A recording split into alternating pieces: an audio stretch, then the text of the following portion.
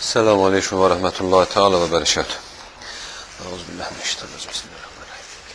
Elhamdülillahi Rabbil alemin ve lâgıbetu lil muttaqin ve salatu ve selamu ala seyyidina Muhammed ve ala ashabihi ecma'in. Allahümme ahricna min zulümatil vehm ve ekrimna bi nuril fehm ve iftah aleyna bi ma'rifetil ilmi ve sehhil ahlâgana bil hilm ve cealna mimmen yestemi'unel gavle feyettebi'una ehsene. Allahümme la sehle illa ma cealtehu sehlen ve in şi'te cealte hazne sehlen bi kudretke erhamer rahimin. Allahümme Rabbena erinel hakka hakka varzuna ittiba'ahu ve erinel batile batilen varzuna işnabe. Allahümme işrahli sadri ve yessirli emri ve hlul ugdeten min lisani yefkahu kavli. Bismillahirrahmanirrahim. Kâlel imamul azam Ebu Hanife rahmehullah teala aslu tevhidi ve ma yessihul i'tikad aleyhi yecibu en yekule amentu billah ve melekati ve kutubihi ve rusulihi vel yevmil ahiri vel ba'su ba'del mevti vel kaderi xeyrihi ve şerri minallah teala. Əzlər, keçən dərsimizdə Fıkhul Eşber'in bu bəndini oxuduq. Dedi ki, İmam Azam rahmehullah əqidənin əsasını qoydu və bu bəndləri təyin elədi. Və onu da azacıq bir miqdarda, yəni izah ilə gəldik, dayandıq harda? Kitablarda. Dedi ki, Allah Teala peyğəmbərlərə kitablar göndərib, ümumi toplamı 104 kitab derler. Onun dedi 100'ü səhifədir, 4'ü kitabdır. Səhifələr 10 səhifə Adəm əleyhissalama, 50 səhifə oğlu Şis əleyhissalama, 20 səhifə oğlu İdris əleyhissalama, 10 səhifə İbrahim əleyhissalama deyə nazil olub dedik. 30 səhifə Şis əleyhissalama. 10 Adəmlə İbrahimə, 30 Şis əleyhissalama, 30 İdris əleyhissalama, 50 Şis əleyhissalama. Hər dəfə qarışdırıram. Bunlar nazil oldu və oldu toparlam 100 səhifə. Suhuf dedik, səhifə bunun neydi? Cəmidir. Kitabda Tövrat, İncil, Zəbur və Qur'an. Dedi ki, Qur'an bugün bizim əlimizdə olan, qiyamətə qədər qaim olacaq olan kitabdır. Haqqında xüsusi olaraq bəhs edəcəyik. Tövrat Musa əleyhissalama nazil oldu. 5 kitabdan ibarətdir. İncil İsa əleyhissalama nazil oldu. 1 kitabdır. Zəbur isə Davud əleyhissalama nazil oldu. Heç bir şəri hökm daşımır. Sadəcə təsbihatdan, zikirlərdən ibarətdir. Və xatırlatdıq ki, bu kitabda Davud əleyhissalamın, yəni o Zəbur dediyimiz kitabı, Bibliya deyilən kitabın tərkibində var. Amma, yəni Davudun Zəburu olaraq yazarlar. Amma nə dərəcədə həqiqətən Davud əleyhissalamın Zəburudur, nədir? Onu biz qəbul eləmirik, nə də inkar eləmirik. Və demiş oluruq ki, haqq olanı haqqdır, batil olanı batildir. Onu da biz bilmirik. Nə haqqdır, nə batildir. Çünki qarışdırıblar, haqqı batillə pozublar, artıq təyin eləmək olmur.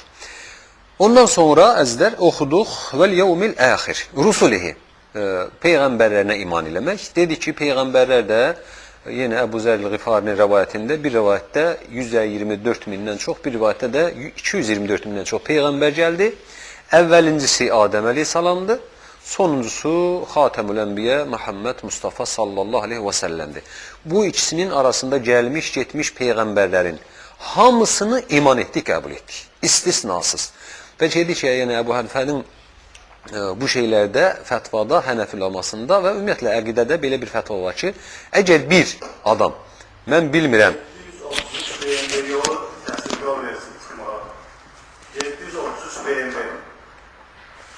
mən bilmirəm, Adəm əleyhissalamdan sonra söz misali, filan kəs peyğəmbər varmı, yoxdurmu deyən adam nədir? Dindən çıxar.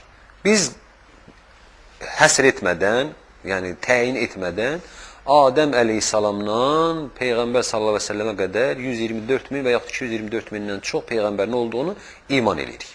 Və bu peyğəmbərlərdən bilindiyi üzrə, hədislərdən gəldiyinə görə, eləsi olub, tək olub. Yəni, heç ümməti olmayıb. Tək özünə peyğəmbəri gəlib, tək özü öz dinlə inanıb, təbliğ alətini heç kəs qəbul eləməyib. Bir tək özü peyğəmbərullah yaşayıb və bu şəkildə dünyasını dəyişif edib.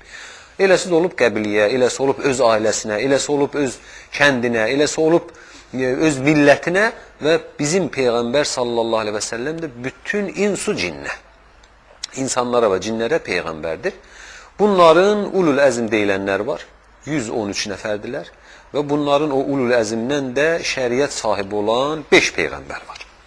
Bəziləri 6 peyğəmbər.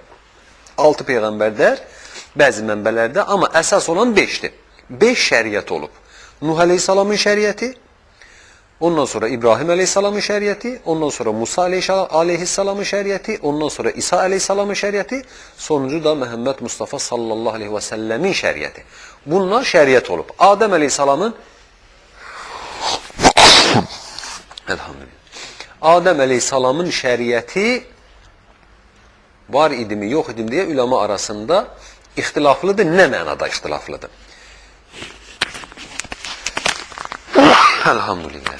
Çünki şəriət var, heç şübhəsiz. Adəm əleyhissalam da bir peyğəmbər idi, oğullarına müəyyən şeylər halal, müəyyən şeyləri haram eləmişlər. Sadəcə göndərilmiş şəriət, irsal olunmuş şəriət, yəni mələklə gələn şəriət. Ona görə Adəm peyğəmbəri mürsəllər arasında saymayan alimlər var. Deyirlər ki, Adəm peyğəmbər özü cənnətdən gəlmişdi və o mürsəl deyil. Sadəcə peyğəmbər, nəbidir. Gerçəyini Allah bilir. Amma bir peyğəmbər olaraq haqdır, həqiqətdir ki, biz ona inanırıq. Bundan sonra əzizlər, peyğəmbərlər haqqında deyə biləcəyimiz odur ki, Quran-ı Kərimdə hamımızın bildiyi kimi 25 peyğəmbərin adı şübhəsiz çəkilir. 25 nəfər şübhəsiz peyğəmbərdir. 3 nəfərin haqqında tərəddüt var. Bilinmir, peyğəmbərdirmi, deyildimi? Ona görə bu 3 nəfərin haqqında biz cəzm eləmirik, yəni bunlar peyğəmbərdir demirik, peyğəmbər olmadığını da inkar eləmirik. Çünki bu 3 nəfərin haqqında Quranda zikr olunar. Amma peyğəmbər olub olmamaqları, şəriət verib verməməkləri, dəvətlə məsul olub olmamaqları haqqında bir şey deyilməz. Bunlar Loğman əleyhissalamdır, Xızır əleyhissalamdır, bir də Zülqərneyndir. Bu üçünün peyğəmbər olub olmaması müvasəlidir. Amma geridə qalanların hamısı peyğəmbərdir və biz bunu iman etdik, inandıq və dilimizlə iqrar, qəlbimizlə iqrar, dilimizlə təsdiq etdik. Ondan sonra vəl yevmil əxir. Yevmil əxir. Axırıncı gün. Axırıncı gün, keçən dəfə də xatırlatdığımız kimi yüngülcə, axırıncı gün dediyimiz zaman ərəb dilində belə bir qayda var. Üçüncüsü olmayan şeyə, yəni 2 olan şeyə əvvəlinci və axırıncı derlər. Üçüncüsü olmayan şey nədir? Əvvəlinci və axırıncı olur. Və onun da misallarını da izah elədik. Məsələn, Rəbiül əvvəl, Rəbiül axır. Birinci yaz, axırıncı yaz. Ərəb təqvimində, Ərəb ay təqvimində 2 yaz ayı var. Onun da birinin adı birinci yaz ayı, ikincisinin adı sonuncu yaz ayı, axırıncı yaz ayı. Həmçinin qış ayları da 2'dir. Cümədəl ulə, cümədəl əxirə. Birinci qış ayı, axırıncı qış ayı. İkinci qış ayı deməz ərəb. Niyə? Çünki üçüncüsü yoxdur. Ona görə də ahirət həyatı bizim həyatımızın axırıncısıdır. Dünya həyatı, ahirət həyatı. Deyə bilər ki, bəs biz ana bətnində olarkən, orada da bir həyatımız olur. Var hədisdə. Hədisdə Peyğəmbər əleyhissalatu vesselam deyir ki, cənin ana bətninə düşəndən sonra 120 günündə ona ruh verilir, həyatı var, yaşayır. Deyir ki, ruhla cəsəd bir yerdədir artıq. Gözü hər şey yerində, sadəcə dünyada deyil, ana bətnindədir. Və bu da həyat deyilmi? Deyir ki, yox. O, qəbir həyatı kim bir həyatdır? Özü müstəqil bir həyat deyil. O, dünya həyatının tabiçiliyindədir, dünya həyatının başlanğıc mərhələsidir, gözləmə mərhələsidir. Necə ki, qəbir həyatı ahirət həyatının başlanğıc mərhələsi, gözləmə mərhələsi olduğu kimi. Və xatırlatmaqda fayda var. Quran-ı Kərimdə həmən hardasa ən az olmadım deyəndə 2 səhifədən bir ahirət həyatı haqqında nədir? Bizə Allah Teala xəbər verir və bizə bunu bildirir ki, ahirət həyatı deyən bir həyat var. Məsələ, ulama bunu belə deyir ki, Quran-ı Kərimdə ahirət həyatının bu qədir çox xatırladılması, o həyatın inanma, o həyatın varlığını insanların şuuruna çatdırmaq və bunun əhəmiyyətini, mühümliyini bildirmək üçündür. Həqiqətən deyiləcəklər. İnsan ahirət həyatına inanmadıqca, ahirət həyatına İnanmadıkça bu dünyadaki həyatını kontrolda saxlamır. Və əqidənin əsası elə o axirət həyat üzərindədir. Əqidə, təfəkkür, iman məsələsi axirət həyatına iman üzərində qurulubdur.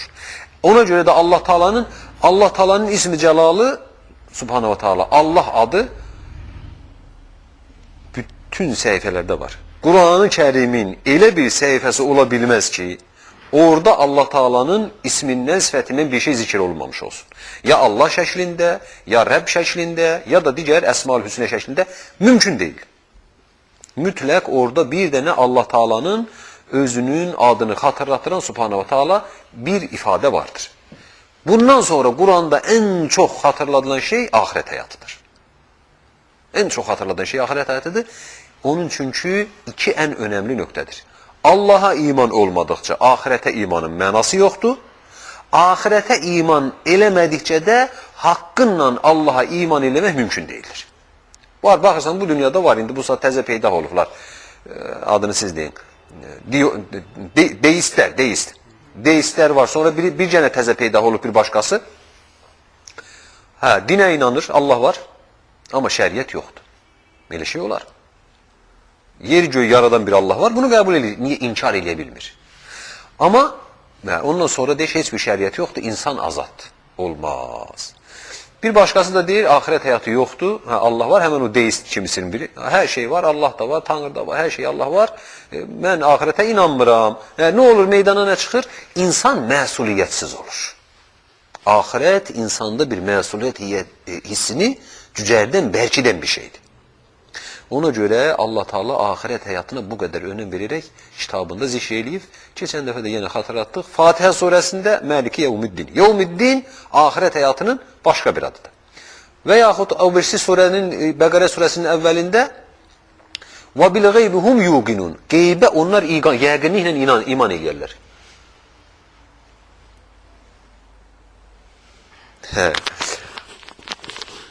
Qeybə onlar yəqinliklə iman edirlər. Ahirət həyatının ikinci adı eyni ilə yenə Bəqərə surəsinin əvvəlində keçər. Və bil axirətihum yuqinun. Eyzən. Ahirət həyatını eyni yəqinliklə iman edirlər. Yəni heç şəkk şübhə göstərmədən ahirət həyatının olduğuna, var olduğuna inanarlar. Oldu mu? Sonra növbəti vel ba'su ba'dal mauti hak. Ölümdən sonra dirilmək haqdır, həqiqətdir. Bu artıq əqidənin iman şərtlərinin müstəqil babı deyil, ahirət həyatının tərkibində bir bənddir. Ahirət həyatına inandınsa, ölümdən sonra dirilməyə də nədir? İnanacaqsın. Sadəcə, ölümdən sonra dirilməyi İmam Rəhməhullah burada müstəqil bir bənd kimi qoyur. Bu da yenə önəminə görədir. Ahirət həyatı var. Amma biz o həyatımızda ölü olacağıq. Ruhumuz, cəsədimiz bir yerdə olmayacaq deyə bir təfəkkür olarsa, ahirət həyatının həqiqi mənası başa düşülməz. Ona görə İmam Rəhməhullah burada vel ba'su ba'dal mauti hak, öldükdən sonra dirilmək haqdır deyə bir bənd əlavə edir. Öldükdən sonra dirilmək dəzdər, insanoğlu qəbrə qoyulandan sonra, bu dünyasını dəyişdi, qəbrə qoyulandan sonra ruh geri verirlər insana. Sinəsinə qədər ruh iner, oradan aşağı getməyə icazə verilməz ruha. Sinəsinə qədər ruh iner, iki mələk gələr qəbirdə, o mələk onu sorğu suala tutar. Mömin, kafir, hər bir insan, ölüb, dəfn olunan hər bir insana bu iki mələk gələr və sorğu suala tutar. O sorğu sualdan sonra insana, yəni o sorğu suala cavab verərsə, insana gedəcəyi yer təxminən göstərilər. Yəni, Resulullah deyir ki, qəbir, cənnət bağçasından ya bir bağça, ya da cəhənnəm çuxurundan bir çuxurdur. Bir insan qəbirdə gedəcəyi yeri görər. Bilər ki, indi buradan sual çıxa bilər ki, bəs deyirik ki, bir insan gedəcək, müsəlman da olsa, günah sahibi gedəcək, cəhənnəmdə əzab çəkəcək filan. Bəs bu, axır aqibət. Axır aqibət gedəcək yer insana nədir? Qəbrində göstərilir. Ki, necə olursa olsun, mən axırda yerim cənnəti deyə o cənnəti göstəriləcək. Keyfiyyətini Allah bilir. Və burada bir sual əzdə, çox qarşıya çıxan şeydir. Bizə sual elə bilərlər. Bir insan yandı, kül oldu. Bəs bu, o necə olur? Bir insan deyək ki, vəhşi heyvanlar yedi. O necə olur? Bir insan suda batdı. Onun qəbri yoxdur. O necə olur? Fərqi yoxdur. Hər necə olursa olsun, insanın ruhu öləndən sonra sorğu-suala tabe tutulur. Sadəcə ruhun geri bədənə qayıtması, təbii bu dəfn olanlar haqqındadır. Ona görə də sizlər İslam şəriəti və səmavi dinlər xüsusilə, səmavi, yəni vəhy ilə əlaqəsi olan nəsranilik və ya xristianlıq kimi, kimdir o yaman diqqi gəlib gedir? Nəsranilik və xristianlıq kimi səmavi vəhyə bağlı olan dinlər də ölünün dəfn olunmasını tələb edir. Amma digər axirət həyatına inanmayan dinlər nə edir? Yandırar, nə bilim, nə edir? O da batil şeylərdir. O yandırılanlar belə onların ruhu sorğu-sualı çəkilir. Cəsədə qaytarılmasa belə. Ondan sonra imam buyurur: "Vel qaderi xeyri və şerri minəllah Teala." Qədərə iman edirik. Qədər Allah Taala'nın sirridir dedik. Bax, bəri başdan, bu gündən, birinci ifadədən bunu yadınızda saxlayın əzizlər. Əhl-i sünnət vəl cəmaatın qədər haqqında dediyi ən əsas, ən birinci, ən dəyişməz qaydədir. Qədər Allahın sirridir. İnşallah bu barədə geniş İmam Tahavinin nəqdəsini oxuyanda oxuyacaq qədərin Allahın sirri olmasının ətrafında. Bəs qədər dediyimiz zaman nə başa düşürük? Başa düşürük, qədər Allahın sirridir. Və başa düşdüyümüz nədir? Qədər özü nə olan şeydir? Qədər Allah Subhanahu və Teala'nın məxluqatı yaratmazdan əvvəl məxluqat haqqında hər şeyi bilməsidir. Qədər Allahın elmidir. Qədər Allahın elmidir. Bir şey olmazdan əvvəl Allah onu öz elmində, əzəl elmində bilirdi. Xeyrihi və şərrihi minəllah Teala.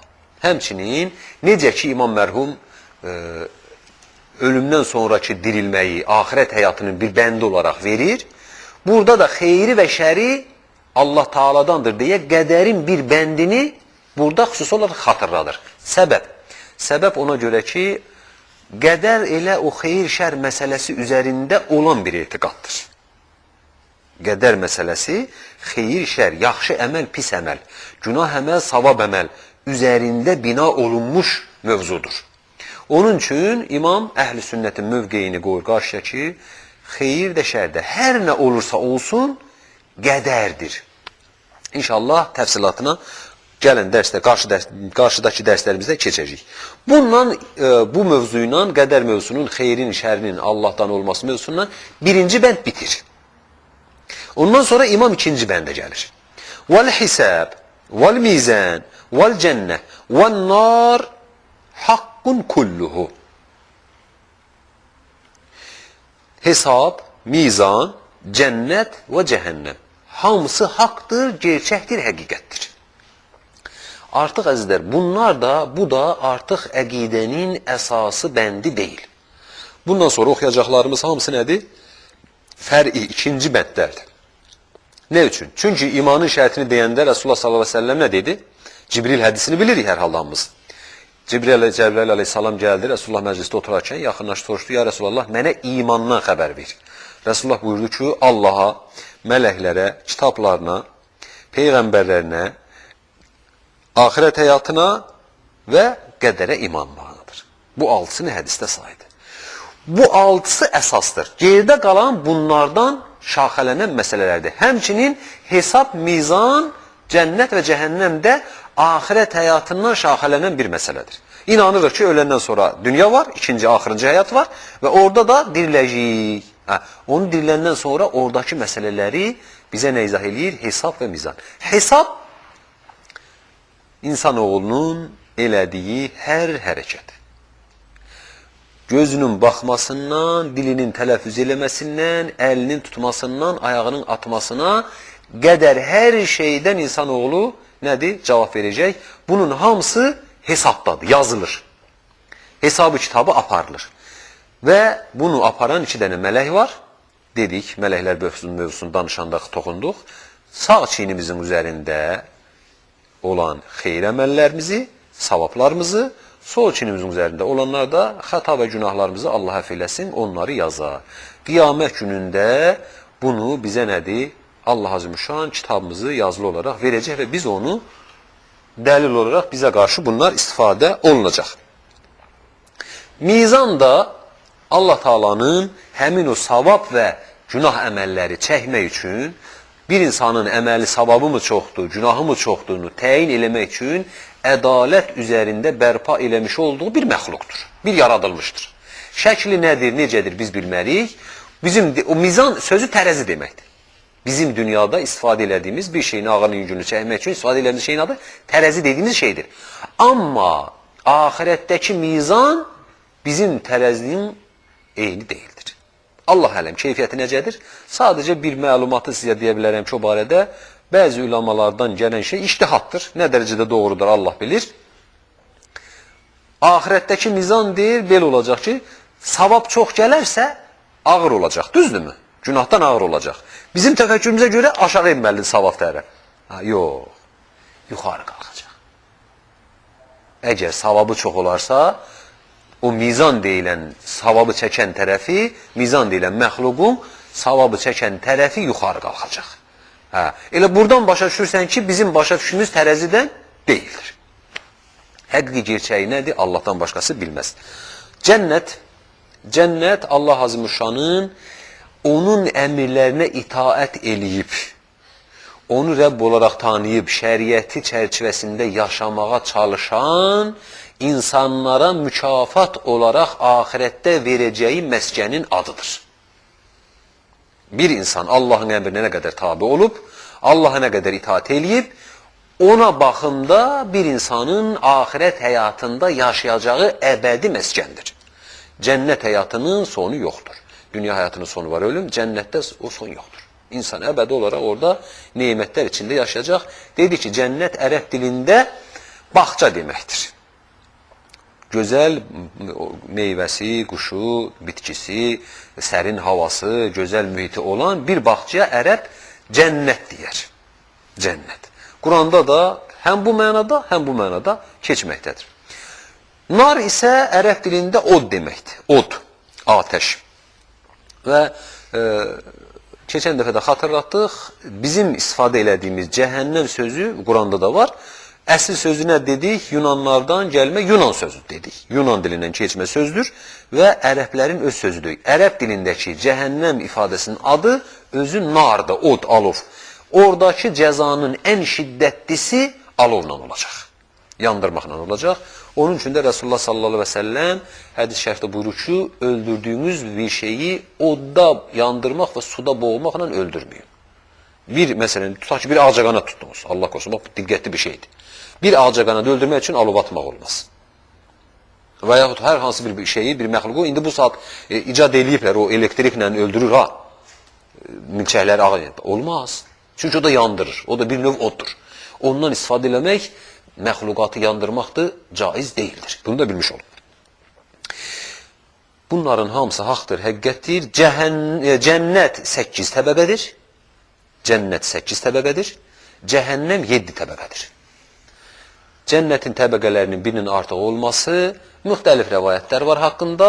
Hikmətini Allah bilir. Cənnət əhlinin fəzilətinə görə və cənnət əhlinin cəhənnəm əhlindən bir mərtəbə, bir say üstün olmasına görə olduğu söylənilir, gerçəyini yenə dedik, Allah bilir.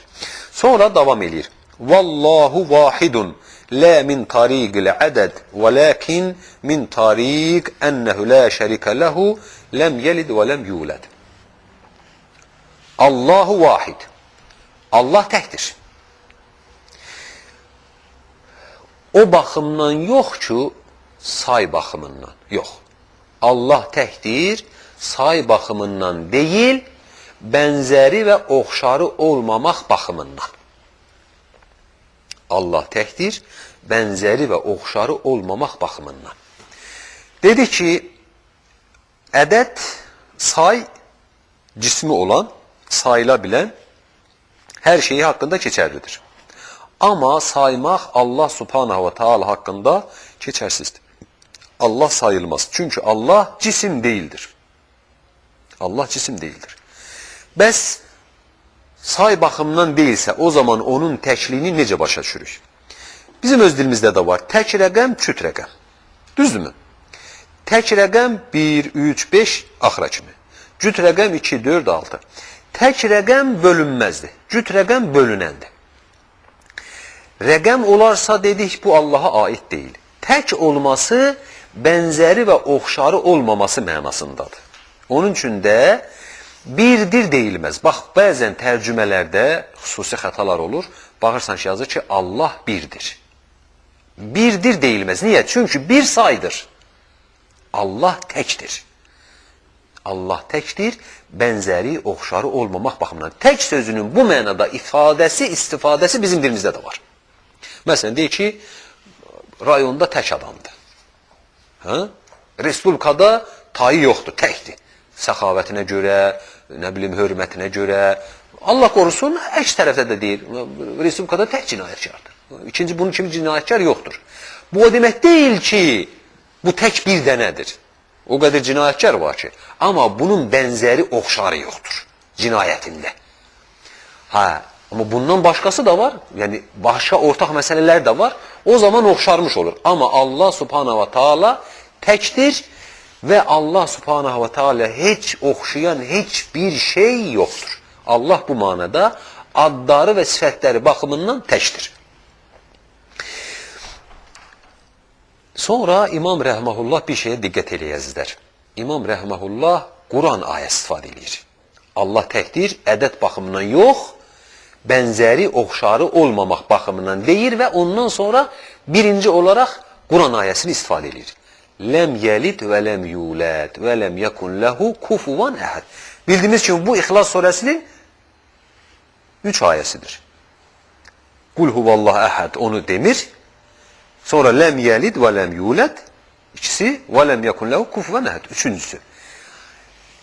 Baxın, indi baxacağıq burada ümumiyyətlə İmam Fıkhul Əkbərdə çox az sayda dəlildən istifadə edib. Dəlil dediyimiz şey nə? Quran və sünnə, hədisdən. Hədisdən həmən yox, istifadə eləməyib. Qurandan da çox az sayda bir-iki dənə ayə verib rastımıza çıxacaq. Biri budur. Sual ola bilər, nə üçün imam dəlillərdən, Quran ayəsindən burada belə az istifadə edilir?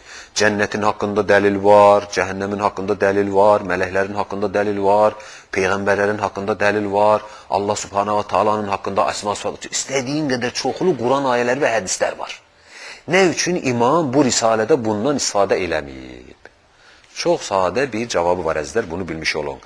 Ona görə ki, o dövrdə imamın bu risaləni dediyi, yazdığı insanların arasında Allahın varlığına, cənnətin varlığına, cəhənnəmin varlığına, mələklərin varlığına, qiyamət hesabının varlığına dəlil gətirməyə ehtiyac yox idi. Niyə? Çünki inanırdı hamısı. Hamısı inanırdı. O dövrdə bunlar inanılırdı, qəbul olunmuşdu. Bəs imamın bu Allah Taala'nın haqqında dəlil gətirməsində səbəb nədir? O ki inanırdılar və buna nə ehtiyac var idi? Burada bir şey var əzizlər. Allah Taala'nın zatı haqqında fikirlər başqaydı. Artıq Allah Taala'nın zatı və sifətləri haqqında təfəkkürlər fərqli idi. Nəsranilər nə deyirdi? İsa Allahın oğludur. Yahudilər nə deyir? Tövratda yazılır, açıq-aşkar yazılıdır. Allah Taala'nı insan şəklində vəsf eləyərlər. Bunların qarşısına, yəni buradan zədələnən müsəlmanların qarşısına, heç kəs bu müsəlmanlar üçündür. Bu müsəlmanlar üçündür əzizlər, müsəlmanlar üçün qaidədir. Və müsəlmanlar da əgər oradan zədələnərsə, onlar üçün Qurandan dəlili verir. Çünki artıq o vaxt zədə var idi. Çünki artıq o vaxtı Allah subhanahu wa ta'alanın isimləri və sifətləri haqqında artıq söz, söhbət xırda-xırda gəzirdi. Onun üçün imam dəlilini verir. Ləm yəlid, doğmamışdır. Yəni anadan olmamışdır. Heç bir anası və atası və valideyni Allah haqqında düşünülə bilməz. Allah əzəli mövcud olan bir varlıqdır. Doğulmaq, yəni dünyaya gəlmək Allaha aid ola bilməz. وَلَمْ يُولَدْ Nə də doğurmur. Allah doğmaz, törəməz. Bax, diqqət edin əzizlər. Ləm yelid, doğmamışdır.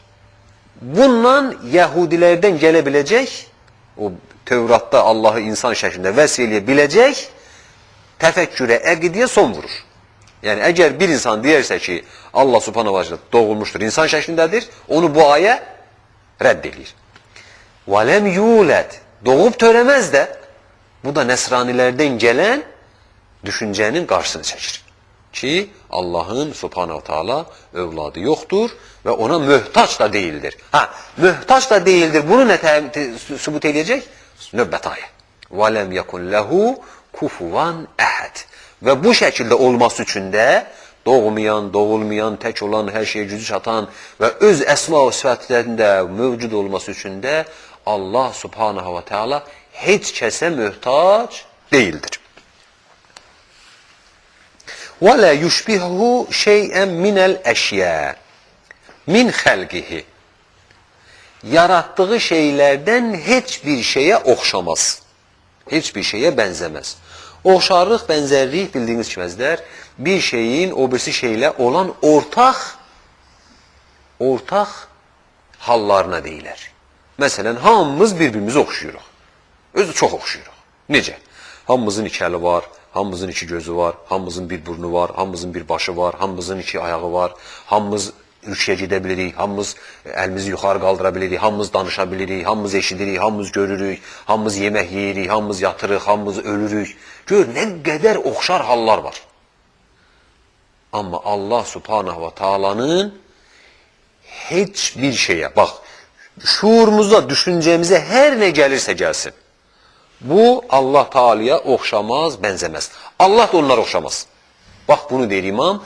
Lə yushbihu min xəlqihi şeyən. Yaratdıqlarından heç nəyə bənzəməz. Və Allahdan başqa da nə varsa Allahın yaratdığıdır. Və lə yushbihuhu şeyun min xəlqihi. Allah subhanahu teala özü yaratdıqlarına bənzəməz. Yaratdıqları da Allaha bənzəməz. Ümumi qaydadır. Yaratdıqları da Allaha bənzəməz. Bunun üçün də əzizlər, yenə imam bir qaydanı qoyur. Səbəb, çünki artıq o dövrdə oxuyuruq. İnnallaha səmi'un bəsir. Allah eşidən və görəndir. Bir insan qayda deyir ki, mən də eşidir, görürəm. Allahın eşitməsi, görməsi bizə bənzəməz subhanahu wa ta'ala.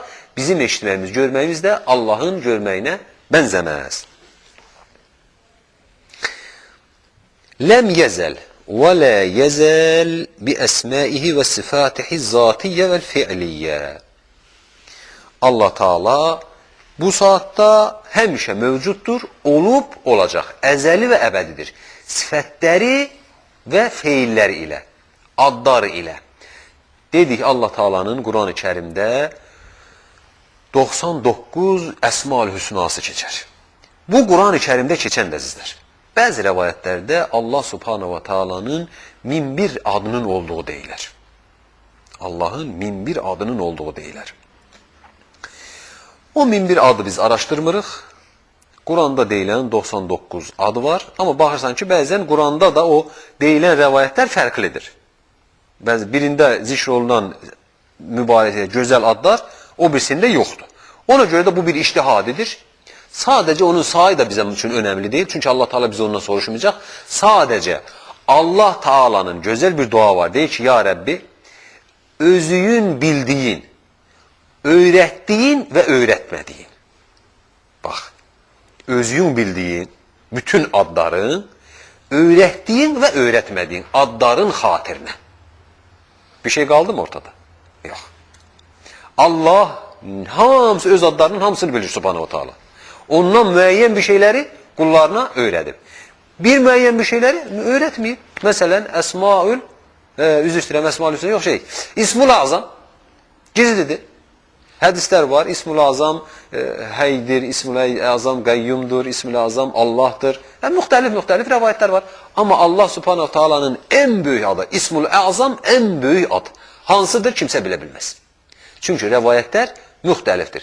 Biz də deyirik ki, Allah İsmul Azamı adların içində gizlədir.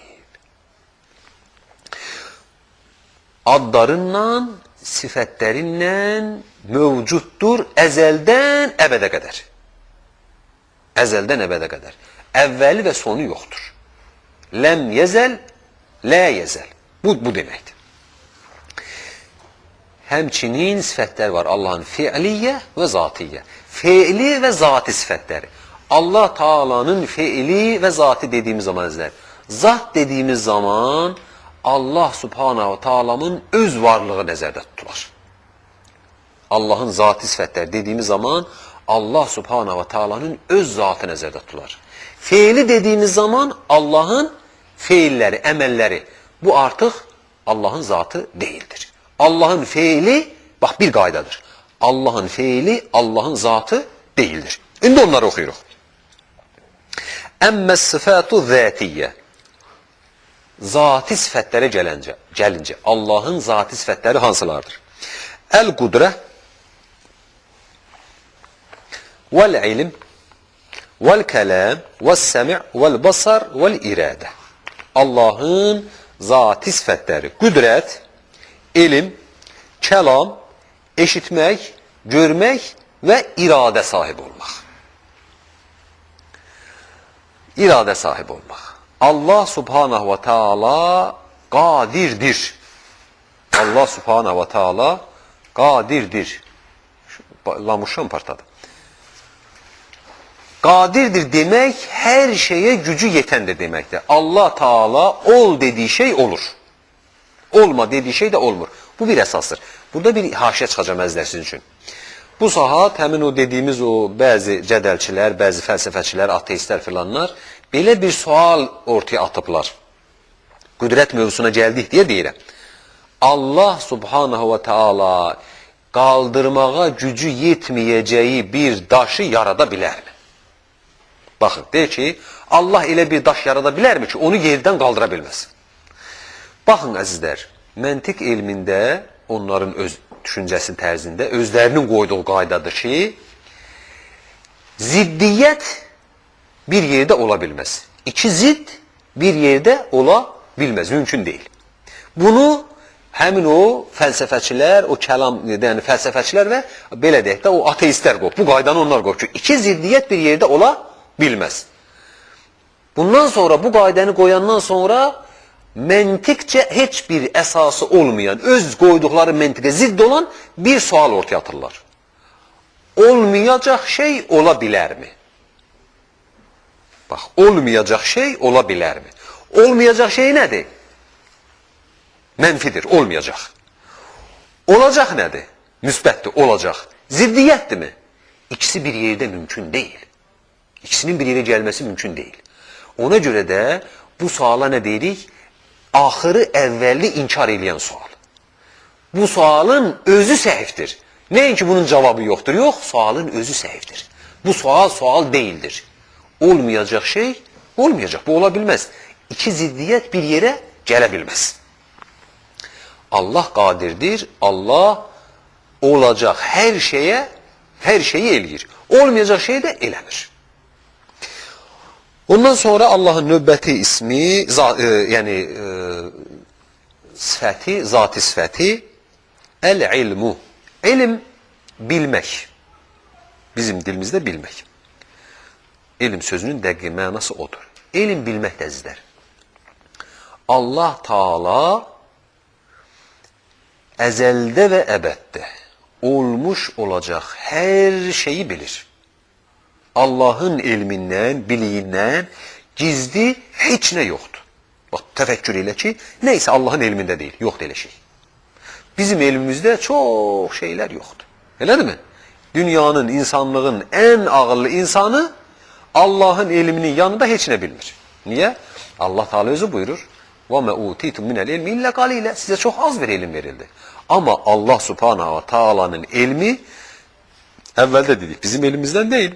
Bizim elimize benzemez. Ona göre de Allah'ın elm sıfatı vardır ve Allah her bir ilmi, her bir şeyi bilir dedik. Vel kelam, Allah'ın kelamı vardır. Allah kelam sahibidir. Allah danışandır. Azərbaycan dilində demiş olsaq, kelam sahibidir nədir? Danışandır. Ərəb dilində dilin çıxardığı hər bir səs ləfizdəzizdir. Ləfiz. Mənası var, yox. Dildən və ağızdan çıxan hər bir səs nədir? Ləfizdir. Mənası var ya yox, önəmli deyil. Amma dilin tələffüz elədiyi, bax görürsün, ləfz deyirəm, dilin çıxardığı mənası olan hər bir şey kəlimdir. Biz ona söz deyirik. Hər bir şey kəlimdir. Kəlam da bu sözlərdən toparlaşıb daha dolğun bir məna bildirən şeydir. Oldu mu?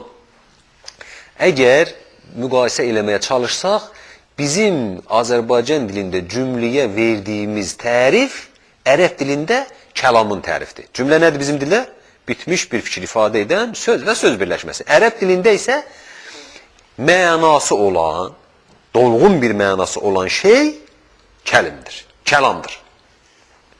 Və Allah Taala kəlam sahibidir. Allah Taala danışandır. Və onun kəlamı da nədir? Nazil elədiyi kitablar və səhifələrdir.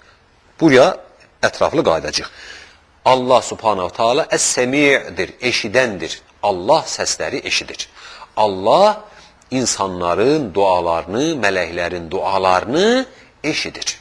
Bu Allahın vəsfidir, amma bizim eşitməyimiz kimi deyildir. Əl-basar, Allah görəndir.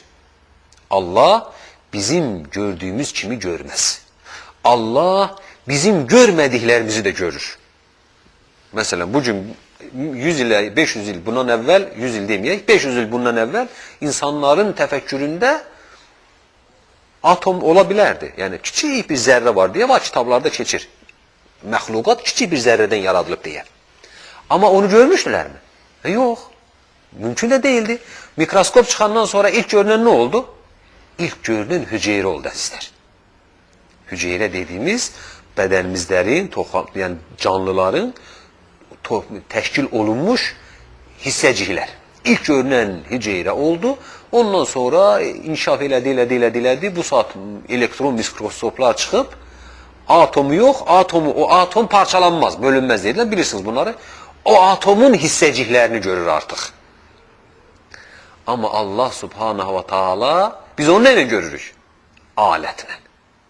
Öz gözümüz görmür, bir alət düzəldib insanoğlu Allahın verdiyi elmlə. Nəsə görür. Allah Taala ondan kiçikləri də görür. Və heç bir alətə də ehtiyacı yoxdur. Biz ətrafımızda, bax, çevrəmizdən böyük bir şey görə bilirikmi? Görə bilərik. Özümüzdən böyük bir şey görə bilərikmi biz? Sual edirəm. Kömək edeyim. Özümüzdən böyük bir şey görə bilərikmi? Bir söz deyil. Görə bilmərik. Özümüzdən bir şey biz görə bilmərik. Biz sadəcə özümüzdən böyük bir şeyin özümüz çapında gözümüzün görə biləcəyi hissəsini görürük. Sən yer kürəsini görə bilirsənmi? Görə bilməzsən. Nəinki yer kürəsini? Biz dəniz özümüzdən böyükdür, görə bilmirik. Çay özümüzdən böyükdür, görə bilmirik. Bir qaya, nəhəng bir bina. Binanı düşün. Sən binanı baxırsan, çox görəsən, budur, 3 mərtəbəsini görürsən. Yuxarı qalan mərtəbələr görünmür. Demək, bir insan özündən böyük şeyi də görə bilmir. Amma Allah Subhanahu Taala insana bənzəməz. Allah Subhanahu Taala'nın görməsi üçün böyüklük kiçik məfhumu yoxdur. Allah hər şeyi görür. Vəl iradə. İradə. Allah iradə sahibidir. Allah iradə sahibidir, yəni Allah ixtiyar sahibidir. İstədiyini eləyir, istəmədiyini eləmir. Allah iradəsində mütləqdir, əzizlər. İnşallah bunu qulun iradəsinə gələndə, iradə bəhsini deyəndə daha geniş danışacaq haqqında. Sadəcə bir misal verirəm. Hamınız tələbələrsiniz inşallah. Tələbə olmaq istəyirdiniz, düzdürmü? İradəniz var idi. Tələbə olmaq iradəsi. Bu iradədir. Başa salmaq üçün deyirəm. Və sizi kimi çox abituriyentlər gəlmişdi. Elədir mi? Və istəyirdi ki, o da tələbə olsun. Ola bildi mi? Yox. Kəsildi, geri getdi. Onun iradəsi var idi, amma məhdud iradə idi. Onun iradəsi sadəcə gəlib, tələbə olmaq üçün imtahan verməyə qədər ona yardımcı idi. Ondan o yana keçərsizdir. Amma Allah Subhanahu wa Taala'nın iradəsi mütləqdir. Allah iradəsi nədir? Çərçivədə deyil, əzizlər. Bunu deməkdə məqsədim nədir? Bunu deməkdə məqsədim odur ki, bəzən əhli İslamdan, qiblə əhlindən insan iradə sahibidir ifadəsindən Allah iradə sahibidir ifadəsini qarışıq salanlar və Allahın iradəsindən Subhanahu wa Taala insanın iradəsini birləşdirənlər var. Mü'təzilə bunlardan idi. İnsan fail-i muxtardır. İstədiyini eləyəndir. İnsan istədiyini eləyə bilərmi? O eləyə bilməz. İnsan istədiyini eləyə bilmir. Amma Allah istədiyini eləyir. İnsan mütləq iradə sahibi deyil, müqəyyət iradə sahibidir. İnsanın iradəsi Allahın iradəsinə tabidir. İnsanın iradəsindən sonra Allah o iradəni həyata keçirməyi istəsə, o olur. İstəməsə, olmaz. Ondan sonra Allah Subhanahu wa Taala'nın feili sifətlərinə gələcəklər. Feili sifətlər yəni Allahın işləri, yaratdığı işlər, elədiyi işlər. Nədir bunlar? Fət-təxliq, yaratmaq. Allah yoxdan var edəndir, yaradandır. Və Azərbaycan dilində çox təhlükəli bir ifadə olaraq işlədilir bu. Biri bir dənə, deyək ki, bir dənə mühəndis bir plan çəkir, bir dizayn verir. İndi ona nə deyirsiniz siz? CorelDRAW deyil, nədir? Kompüter proqramları var. Hə. Nəsə bir dizayn verir, bir şey düzəldir, yaradı bir. Çox xətalı bir ifadədir. Çox xətalı bir ifadədir, əzizlər. Yaradan, bir də deyirəm, Allahdır. Bəşər olaraq düzəldib deyəcəksən. Bax. Baxırsan, bax, məsələn, adam deyir, yaradı bir, bir belə şey, gör nə qədər səs yazır. Yox, düzəldib. Yaradıb demək nədir? İnsanın imanına zədə verəcək bir sözdür. Ona görə yaratmaq sözünü sadəcə Allah Subhanahu wa Taala haqqında istifadə eləməyi də unutmayın.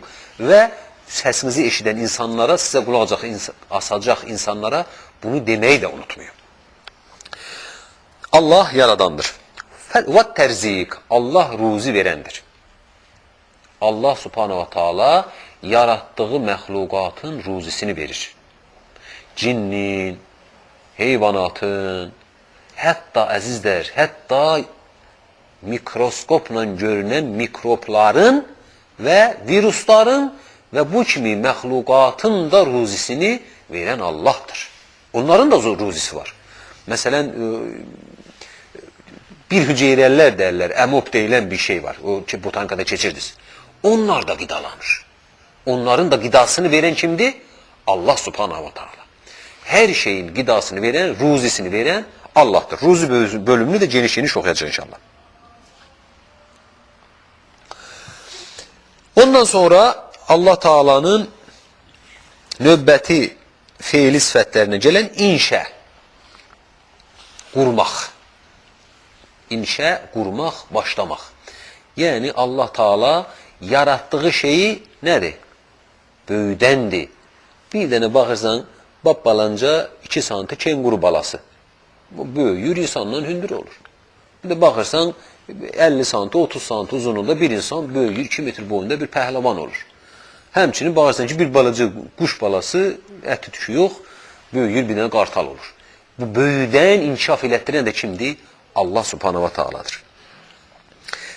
Vəl-ibda' əs-sun'a. Əl-ibda' yoxdan var eləməyəzdir. Bir də sözü də buradandır. Əl-ibda' yoxdan var etmək. İnsanlığın ən axıllı konstruktor, ən axıllı, ən təcrübəli mühəndisi yoxdan heç nə var eləyə bilməz. Mütləq bir misal üzrə eləyəcəkdir. Bugün gedir, milyonlar xərcləyirlər, quşları izləyirlər, həşəratları izləyirlər, heyvanları izləyirlər insanlar. Niyə? Nə üçün? Çünki onun misalında bir alət düzəldəcək. O vertolyot deyirik, indi helikopter deyirlər ona. Onu insan elə belə öz düşünüb düzəltməyib. Onu bir dənə şey var, həşərat var, uçar. Ona baxıb düzəldilər. Uçma, insanın təyyarənin uçması. Onun haqqında demişdik, siz Əhməd ibn Fırnas deyə bir Əndəlüslü müsəlman, Əhməd ibn Fırnas. İlk dəfə uçan insan odur. Deltaplan deyirik ha, indi bu saat deltaplan deyirlər, o idman növüdür, çox belə böyük, üç bucaq düzəldirlər, özü də belə dayanır, uçurlar. O delta planı ilk dəfə düzəldən Əhməd İbn Fırnasdır. Nəyin əsasında düzəltdi? Materialı, düzəltdiyi material da bilinir əzəl, qartal qanadı. Qartalın qanadına baxdı, onunla yetinmədi. Allahın yaratdığı o qanaddan istifadə elədi birinci dəfə. Özü elə bir şey düzəldə bilmədi. Bax, bu baxımdan Allah ibda sahibidir. Yəni, misalsız, nümunəsiz yaradandır, var eləyəndir. Amma insan mütləq bir misal lazımdır. Düzəltmək baxımından insan ən kamildir məxluqatı. Elədir. Bəxt də dedik, düzəldir, deyir, yaratdım. Yaratmadı. Allahın yaratdığı bir şeyə görə neynədir? Misal üzrə. Amma Allah heç bir misal olmadan istədiyini yaradandır. Əs-sunu dediyimiz kimi, o yaratdığı düzəltmək, tərkib vermək və o yaratdığına bir şəkil, şəmail vermək. Və qeyri dəlikə. Allah Taala'nın feili sifətləri bundan məhdudlaşmaz. Digər başqa bir çox feili sifətlər də vardır ki, qeyru dəlikə, bundan başqa ifadəsindən imam mövzuyu başqa bir mövzuya keçirir. Ləm yəzəl və lə yəzəl bisfəti və əsməyihi. Allah Taala adları və sifətləri ilə əzəli və əbədidir. Əzəldən olub, əbədən olacaqdır. Ləm yuhdis ləhu sıfə. Allah Taala'nın sifətlərindən heç biri sonradan var olmayıb əzizlər. Allah Subhanahu wa Taala deyək ki, ibda sifəti sonradan var oldu. Yox. Allah Taala'nın zatınla birlikdəydi. Bunları geniş oxuyacaq. Və lə ismə. Nə də Allah Taala'nın adlarından bir adı sonradan verilməyib ona. Allah Taala'nın adı da, sifəti də özü kimi əbədi və əzəlidir. Ləm yəzəl alimən bi ilmihi vəl ilmu sıfətun lahu fil əzəl. Allah əzəldən alimdir. Allahın elminin başlanğıcı yoxdur. Özünün zatı kimi.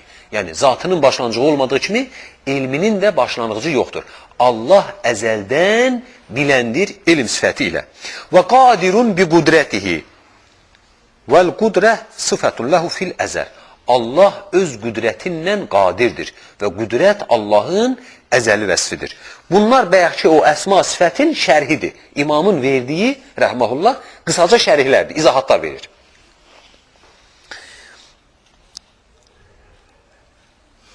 Və xaliqən bi təxliqihi. Allah yaratması ilə xaliq idi. Və təxliq sıfətun lahu fil əzəl. Yaratmaq Allahın əzəli sifətidir. Və failən bi fi'lihi. Vəl fi'lu sıfətun lahu fil əzəl. Allah əzəldə fail sifətindən mövsufdur. Allah əzəldən edəndir. Feil etmək deməkdir. Vəl fail huvallah. Vəl fi'l sıfətun lahu fil əzəl. Vəl məf'ul məxluq. Vəl fi'lullahi Teala gayru və sıfatu fil əzəl. Gayru muhtəsə və lə məxluqə. Allah Teala'nın fail Allah Teala'nın özüdür. Feil Allah Teala'nın Subhanahu wa Taala vəsfidir. Məf'ul Allah Teala'nın yarattıqları olanlar məxluqlardır. Bunu biraz izah edəyəzdir. Feil Allah Teala'nın, fail Allah Teala'nın özüdür. Ərəb dilində feil, fail, məf'ul var. Feil hərəkətdir, əməldir. Fail onu eləyəndir. Məf'ul olandır. Məsəl üçün, deyirik ki, tələbə mühazirəni yazdı. Tələbə faildir, yazandır. Mühazirə yazılandı. Feil nə oldu? Yazmaq. Feil bir vəsfdir, bir əlamətdir. Ayrı deyil, yəni cövhər deyil. Feili kimsə mal göstərə bilərmi? Bu feildir deyə. Yox. Sadəcə bir vəsfdir. Yazanda deyil, bax, indi mən nə edirəm? Məşğulam, feillə məşğulam. O arazdır. İnşallah bunların hamısını izah edəcək gələcəkdə. Demək, Allah faildir, bu Allahın zatıdır. Feil Allahın vəsfidir. Allahın əlamətidir. Məf'ul Allahın yaratdıqlarıdır. Allahın zatı və sifəti əbədidir. Allah əvvəli, əzəli sifəti, əzəli feil sifətindən faildir. Allah'tan başqa yaradılmışın hamısı məf'uldur, məxluqdur. İnşallah dərsimizin vaxtı burada tamamlandı, əzanın vaxtı çatır. Allah nəsib eləyərsə qaldığımız yerdən davam eləyərik. Subhana rabbika rabbil izzati amma yasifun və selamun alel mursalin velhamdülillahi rabbil alamin lillahi teala.